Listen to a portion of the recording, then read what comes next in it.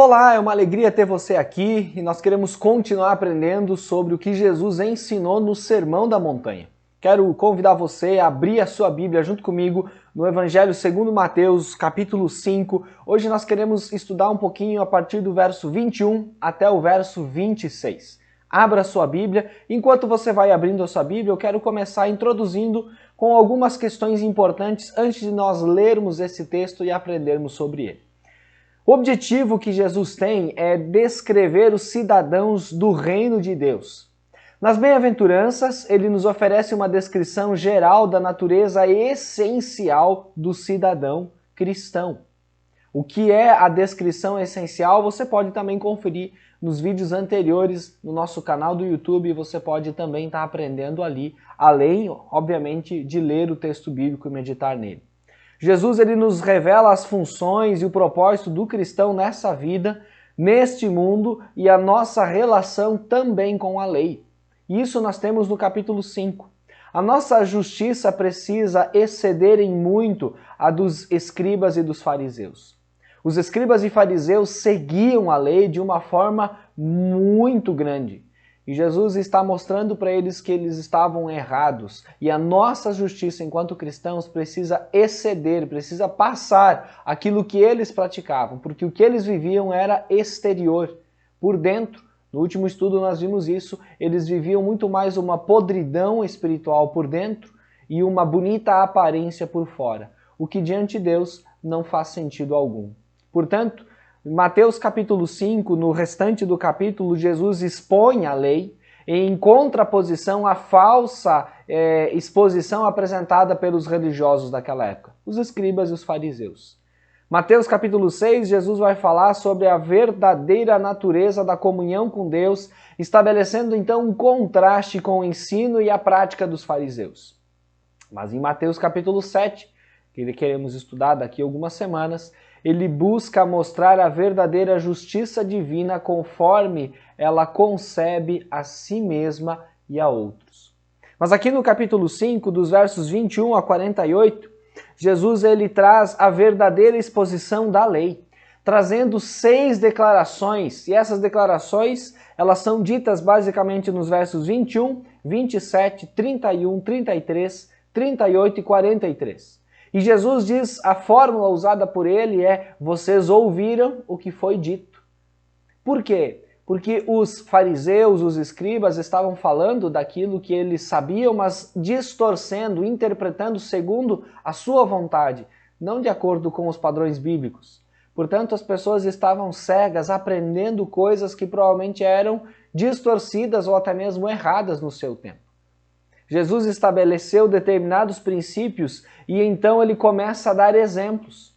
Ele fala os princípios e dá exemplos. E aqui nós temos 6 princípios importantíssimos, fundamentais, que também devem ser aplicados ainda nas nossas vidas. Lembra, Jesus não veio abolir, mas cumprir a lei verdadeira de Deus. E aí, os filhos de Israel, nós temos que entender que no contexto, durante seu período de cativeiro, enquanto eles tinham vivido em outro lugar e diante de outra cultura, dominados por outras nações, eles tinham se esquecido do seu idioma original, o hebraico. E ao voltarem à sua terra, eles estavam falando aramaico. O problema não é o idioma, o problema é que a Bíblia era escrita, o Antigo Testamento, no hebraico. E o problema nisso tudo é que as pessoas, depois que voltaram do cativeiro, depois de muitos e muitos anos, os novos tinham aprendido o idioma daquele novo lugar e nem sabiam o hebraico.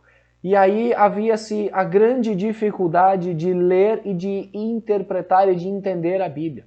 Isso aconteceu um pouquinho antes da Reforma Protestante. A Reforma Protestante aconteceu em 1517, na Alemanha, onde um monge chamado Martinho Lutero, ele percebe que as pessoas não tinham acesso à Bíblia e tudo o que elas aprendiam era apenas aquilo que os líderes religiosos falavam.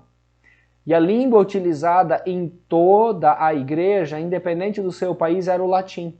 E as pessoas não sabiam o latim. As pessoas comuns, elas sabiam o idioma do seu país. No contexto da Alemanha, eles sabiam o alemão, mas nas celebrações, nos atos religiosos, nas missas, eles ouviam do latim nada entendiam, nada sabiam o que estava sendo dito, pregado ou até mesmo sendo ensinado para eles.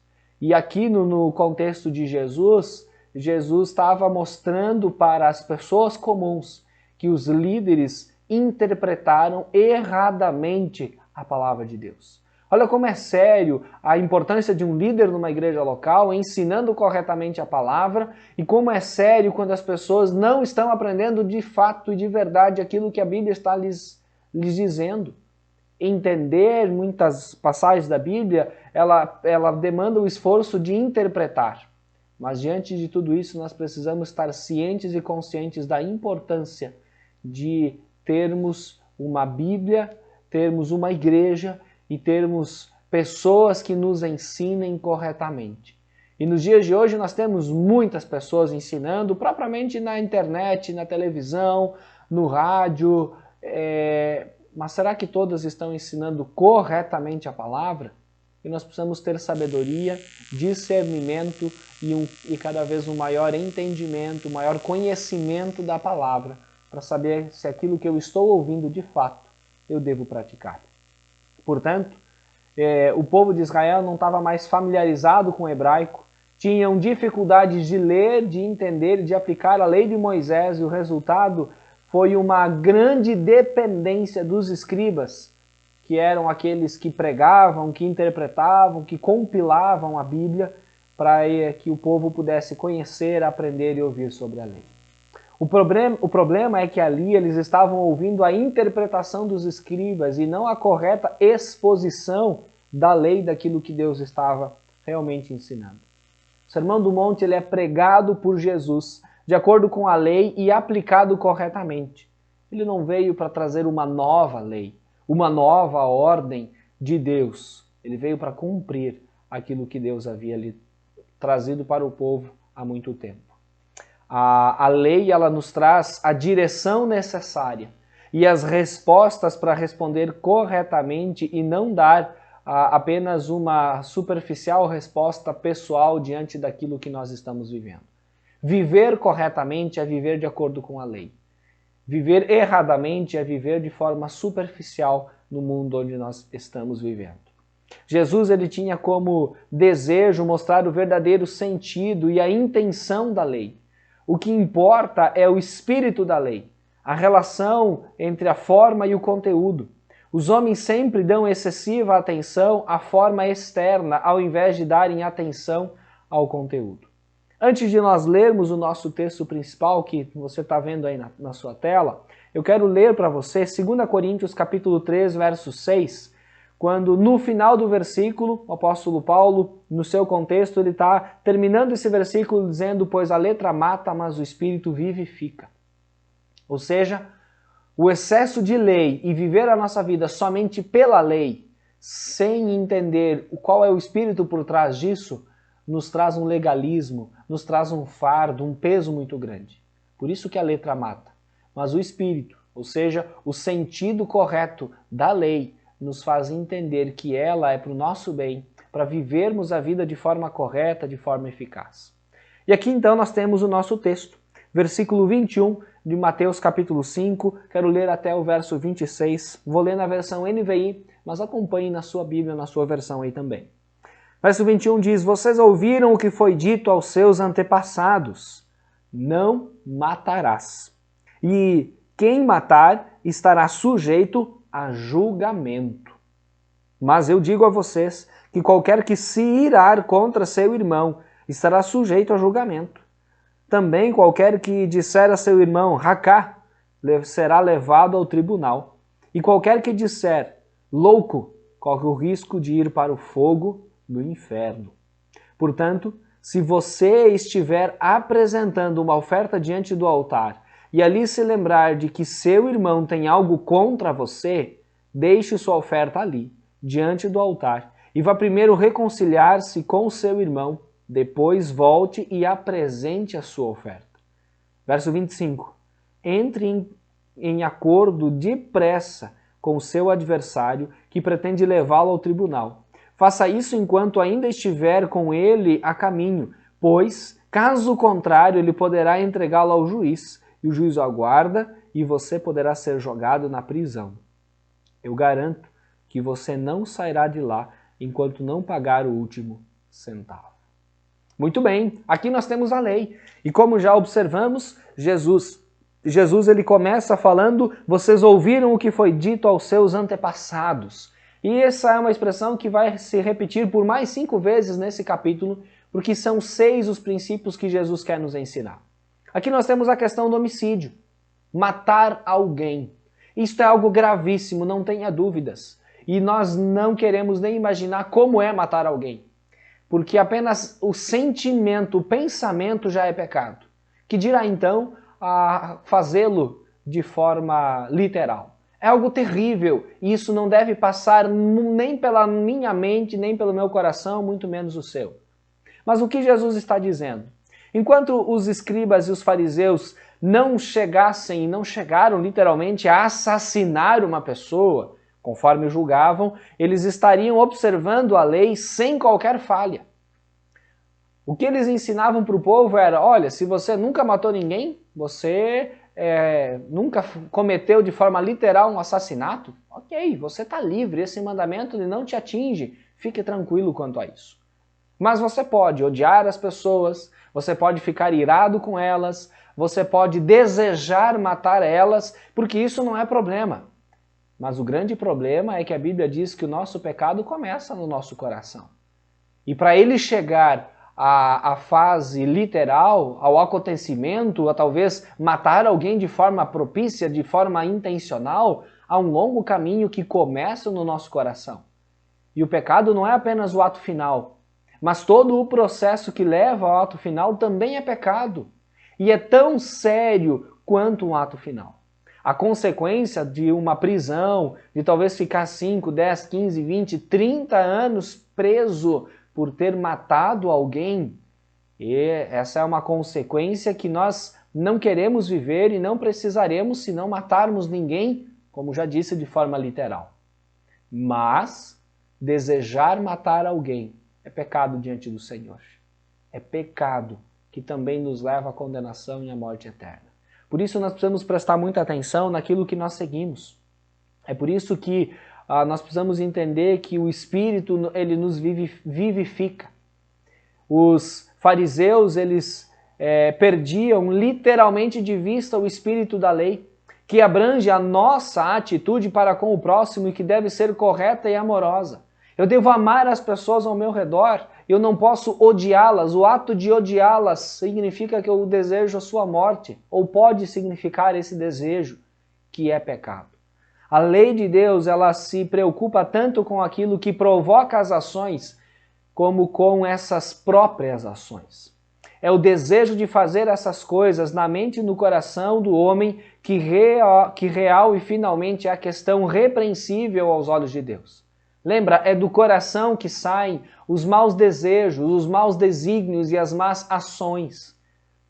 Lucas, no seu evangelho, ele escreve no capítulo 16, o verso 15, o seguinte: eu lhes disse, vocês são os que se justificam a si mesmos aos olhos dos homens, mas Deus conhece os corações de vocês. Aquilo que tem muito valor entre os homens é detestado aos olhos de Deus.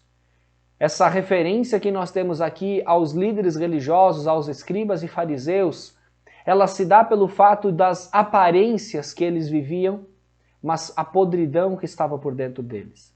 O propósito final da lei não é meramente o de impedir que nós pratiquemos certos erros, mas o objetivo real é nos conduzir por um caminho positivo.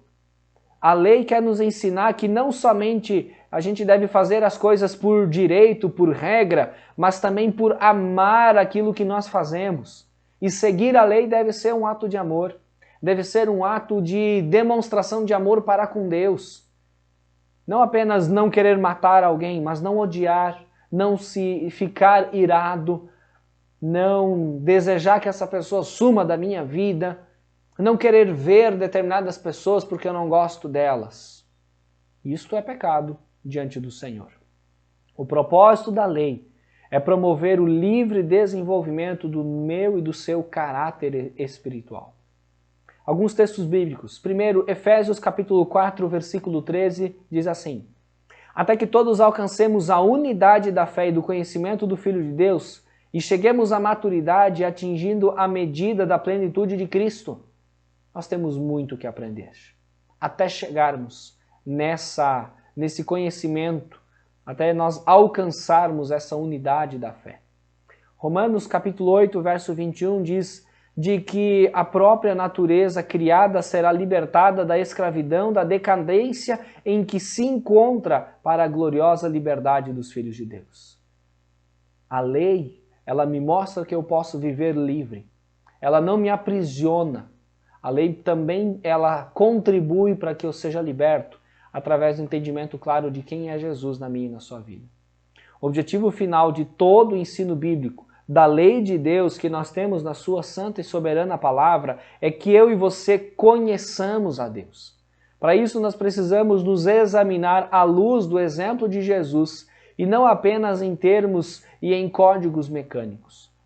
Não é marchar diante de Deus, mas é amar tanto a Deus que a sua palavra não é um peso para ser seguida, para ser praticada, para ser vivida, mas eu faço isso com prazer.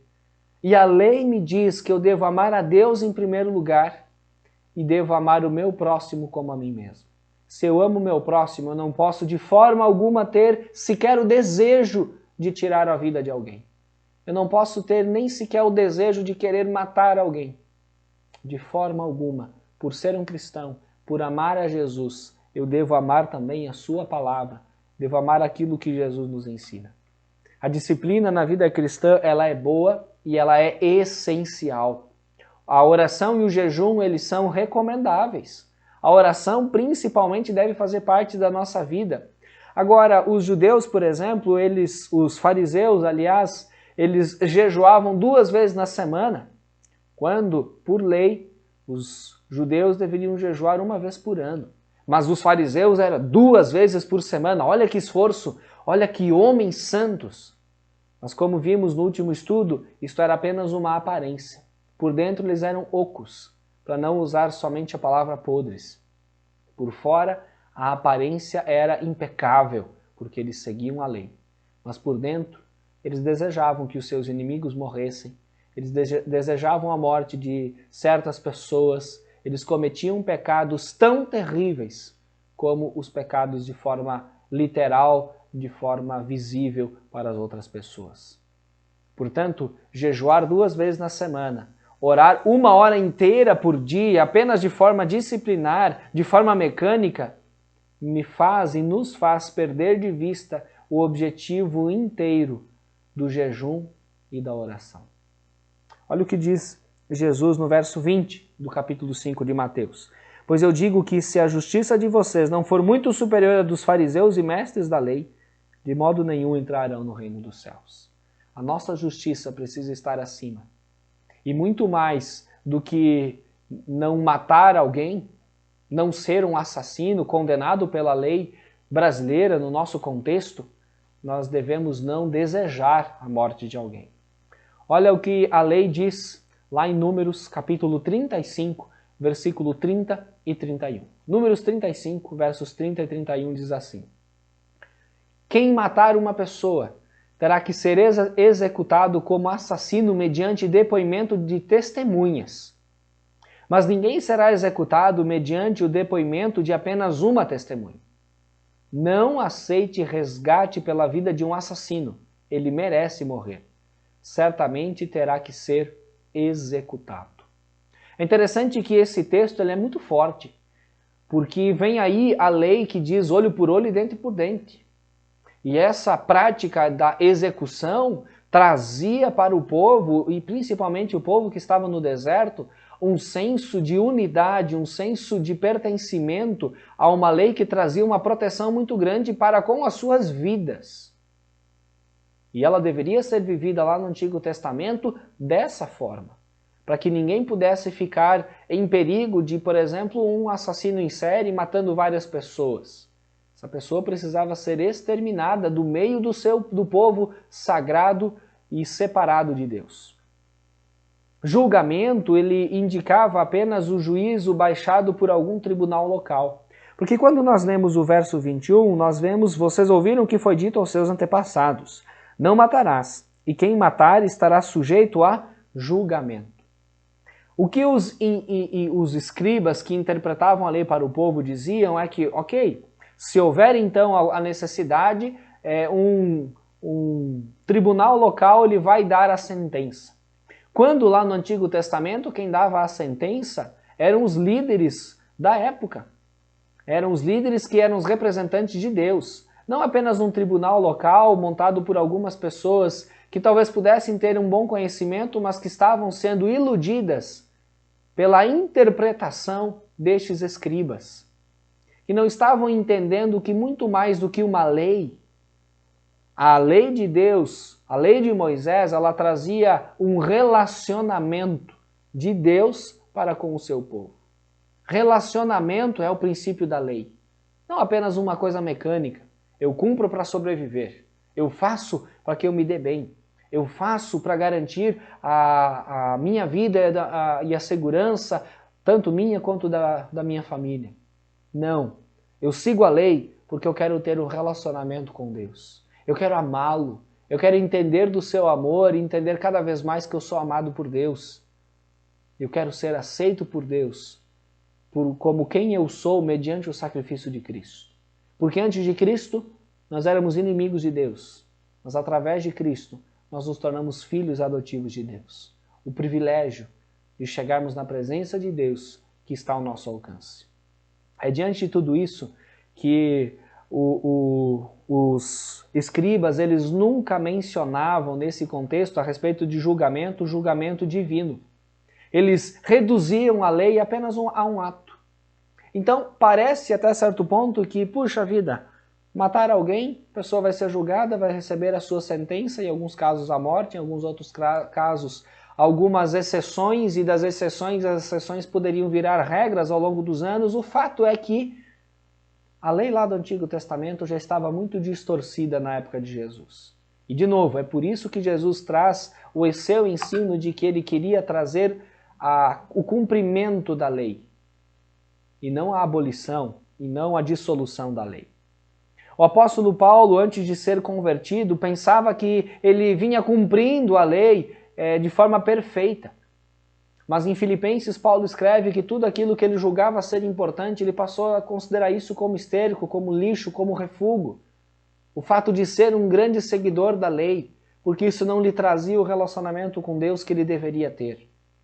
Lembra da história do jovem rico, que quando chega para Jesus, e para mim essa é uma das histórias mais tristes da Bíblia, porque é alguém que teve um encontro pessoal, alguém que viu Jesus, alguém que conversou com Jesus, mas ele julgava que estava certo, ele julgava que seguindo os mandamentos que ele conhecia até, ele achava que isso era necessário. E quando Jesus disse para ele, vai e vende tudo que você tem, dá o teu dinheiro aos pobres, porque o problema dele era o amor ao dinheiro, o amor àquilo que ele tinha, os seus bens, e então venha me seguir, ele de fato não entendeu a lei. Ele não entendeu que a lei traz a possibilidade de um relacionamento com Deus, e essa possibilidade deveria se apegar. E ele sai daquela situação, ele vai embora, e nunca mais nós ouvimos falar desse jovem, que provavelmente continuou rico. Rico diante daquilo que tinha, mas pobre, e um miserável que não alcançou a misericórdia através de Jesus naquele momento. Não sabemos se alcançou em algum outro momento da sua vida, mas é possível que nunca mais ele tenha tido a mesma oportunidade, nunca mais ele se voltou para Jesus. E nós, enquanto aceitarmos a letra da lei, mas esquecermos do seu espírito, esquecermos que temos que ter um relacionamento com o Senhor dos Senhores, nós temos que então entender que o espírito da lei, o seu conteúdo, o seu sentido devem ser vividos. Enquanto nós não entendermos isso, nós estamos enganados quando nós praticamos a lei. Não matarás não significa apenas não cometerás homicídio, porque essa também é uma das questões que, supostamente, o texto de Números, capítulo 35, que li agora há pouco, ele talvez esse é o sentido. Mas muito mais do que isso, não cometer homicídio ou não matarás, inclui principalmente nos nossos contextos, porque eu não preciso ser um assassino para não ter matado alguém. Vou te explicar. Isto inclui a ira sem motivo. Ficar irado com alguém sem um motivo sincero e correto diante de Deus é pecado. E o pecado que se é colocado dentro desse mandamento de não matarás. Também a ira guardada no coração contra algum irmão, aquilo que eu guardo no meu coração por muito tempo e não consigo perdoar, é pecado. E eu devo confessar ao Senhor. Odiar, nutrir ressentimentos, ter esse sentimento desagradável e maligno, desejar o mal para com outra pessoa sem um motivo correto diante de Deus, é motivo idêntico ao homicídio. A ira guardada no coração contra qualquer ser humano, especialmente aos da família da fé, especialmente a um irmão, uma irmã da fé, é algo extremamente repreensível aos olhos de Deus, é homicídio. Qualquer manifestação de desprezo pode ser então pecado. Um sentimento de zombaria pode ser também pecado. Nós lemos também no verso 22, mas eu digo a vocês que qualquer que se irar contra seu irmão estará sujeito a julgamento. Também qualquer que disser a seu irmão racá será levado ao tribunal. E qualquer que disser louco corre o risco de ir para o fogo do inferno. A expressão racá, ela significa sujeito indigno. Então, quando eu considero uma pessoa indigna diante de Deus, eu estou cometendo o pecado do homicídio contra essa pessoa. Mas Jesus também usou linguagens fortes contra aqueles que eram e que demonstravam ser seus inimigos, contra os religiosos. E em vários momentos os diálogos de Jesus são fortes e não são apenas conduzidos por amor. Jesus disse que os fariseus eram cegos e hipócritas. E você pode ler em Mateus capítulo 23 o texto completo, que vai dizer até algumas coisas a mais que Jesus disse. Essa questão de ser cegos e hipócritas é apenas duas coisas que Jesus falou. Mas nesse caso, Jesus agiu ali de forma judicial. Ele agiu como um juiz, falando com a autoridade que veio para ele do Pai. Nós temos também no Antigo Testamento alguns salmos conhecidos como salmos imprecatórios, onde o salmista, através do Espírito Santo, julga e condena o mal. E nesse ato ele chega a desejar que os seus inimigos sejam exterminados. Mas nesse caso, havia um mal maior por trás disso. E jamais nós devemos nos irar contra o próprio pecador, mas somente contra o pecado. Jesus, ele chama os fariseus de cegos e hipócritas não porque era como pessoas, mas por aquilo que eles praticavam, por causa dos seus pecados. Isso precisa ficar claro. Mateus capítulo 7, dentro do Sermão da Montanha, Jesus ele diz, nem todo aquele que me diz Senhor, Senhor, entrará no reino dos céus, mas apenas aquele que faz a vontade de meu Pai é que está nos céus. 1 Samuel capítulo 16, versículo 7, diz, o Senhor contudo disse a Samuel, não considere a sua aparência nem a sua altura, pois eu o rejeitei. O Senhor não vê como vê o homem vê a aparência, mas o Senhor vê o coração. Ali foi o momento em que Samuel descobriu e percebeu que Davi, o mais novo, talvez o mais insignificante dos filhos de Jessé, deveria ser ungido para ser o próximo rei de Israel. O Senhor não vê como vê o homem vê a aparência, mas o Senhor vê o coração.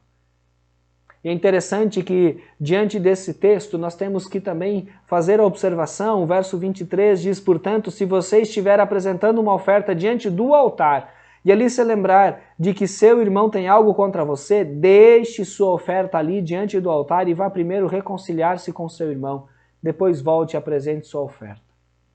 Pecado é a coisa mais terrível que pode estar presente na minha e na sua vida. E ele precisa ser confessado, ele precisa ser abandonado, mas se houver algo que você tenha contra alguém, lembre que você precisa, 1 Coríntios 11, 28 diz, examine-se o homem a si mesmo, e então coma do pão e beba do cálice. A orientação do apóstolo Paulo diante da celebração da ceia, antes de celebrar a ceia, antes de oferecer uma oferta, como diz o texto aqui, versos 23 e 24, antes de orar ao Senhor, antes de querer ler a Bíblia, meditar e querer aprender algo do Senhor, eu preciso confessar os meus pecados. Se houver pecado não confessado, Deus não nos ouve. Deus não atende nossas orações. Deus nem sequer nos perdoa se nós não o confessarmos os nossos pecados. O perigo de nós tentarmos equilibrar o mal com o bem era algo praticado pelos fariseus. Por isso que Jesus disse nos versos ali 22, 23 e 24 que é preciso não desejar nada contra as pessoas e é preciso estabelecer a paz, é preciso pedir perdão. Como os fariseus, eles faziam certos sacrifícios cerimoniais na tentativa de encobrir as suas falhas morais, eles se julgavam ali mais importantes e mais sérios nas suas atribuições. Julgavam e condenavam o próximo com desprezo e não cuidavam da sua inveja, não cuidavam dos seus corações. Havia uma falha moral muito grande nas suas vidas. Aos olhos de Deus, não há qualquer valor em um ato de adoração se eu estiver nutrindo algum pecado do qual eu tenha consciência. Salmo 66, 18 diz: se eu acalentasse o pecado no coração, o Senhor não me ouviria. Se o salmista percebe isso, eu e você também podemos perceber. Se houver pecado não confessado, Deus não quer e não pode ter um relacionamento comigo. Obedecer é melhor do que sacrificar. Deus quer e espera de nós um relacionamento com Ele. E ainda no final do nosso texto, versos 25 e 26, é como se Jesus ele estivesse dito, em palavras mais simples, que a questão é urgente e desesperadora. Nós devemos agir agora, sem demorar mais, pois essa é a situação. Deus é o juiz e o justificador. E nós precisamos corrigir a situação, e esta é a recomendação de Jesus. O que precisamos é confessar e admitir diante de Deus, sem qualquer reserva, os nossos erros, nos arrependendo e confessando os nossos pecados. São as duas condições únicas impostas para que tenhamos um relacionamento com Deus. Lembre-se que a dívida que nós tínhamos com Deus, ela foi paga por Jesus. Mas hoje eu não tenho o direito, nem o dever de desejar a morte de ninguém, e muito menos de desejar o mal para qualquer pessoa ao meu redor. Portanto, se necessário for, eu e você devemos confessar ao Senhor, para que tenhamos novamente um relacionamento com Ele correto, sincero e verdadeiro. Vamos orar? Deus querido, muito obrigado pela Tua santa e soberana palavra. Louvado seja o Teu nome, porque o Senhor nos ensina que o homicídio, o desejo de matar alguém é muito mais do que o ato literal. Mas Deus, nos mostre cada vez mais que nós devemos ter o cuidado de não desejar nenhum mal contra o nosso próximo, nem as pessoas que estão próximas a nós, muito menos as pessoas mais distantes. Por isso, ó Deus, nos ensine cada vez mais a observarmos a lei e a percebermos que ela nos traz um relacionamento íntegro e sincero com o Senhor quando seguimos a lei de forma correta. Por isso, ó Deus, tire todos os desejos maus do nosso coração relacionados às pessoas ao nosso redor e nos faça perceber aquilo que precisa ser corrigido para tratarmos isso mediante o arrependimento e a confissão de pecados. É a nossa oração que nós fazemos em nome de Jesus. Amém e amém. Que Deus abençoe sua vida e lembre-se, não deseje o mal contra o seu próximo. É pecado e Deus condena. Acabamos de aprender e que você continue firme, praticando, aprendendo e vivendo a palavra de Deus. Um forte abraço e que Deus te abençoe.